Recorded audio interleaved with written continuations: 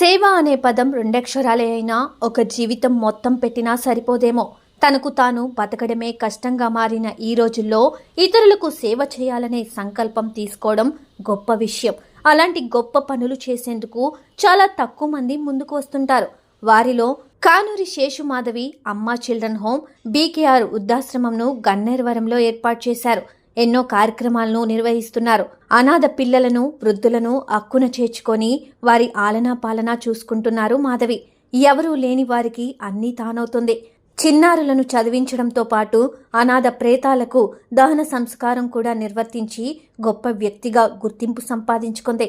గణతంత్ర దినోత్సవం సందర్భంగా అమెరికాలోని ఎంపవర్ అండ్ ఎక్సెల్ ఆర్గనైజేషన్ నిర్వాహకురాలు చరగుల్ల ఆయేషా అమ్మా చిల్డ్రన్ హోంలో జాతీయ జెండా ఎగరవేశారు.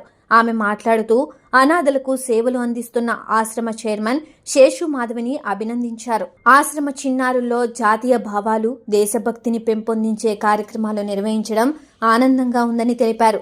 గణతంత్ర దినోత్సవ వేడుకలను అనాథ శరణాలయంలోని అనాథ పిల్లల మధ్య గడపడం సంతోషంగా ఉందన్నారు.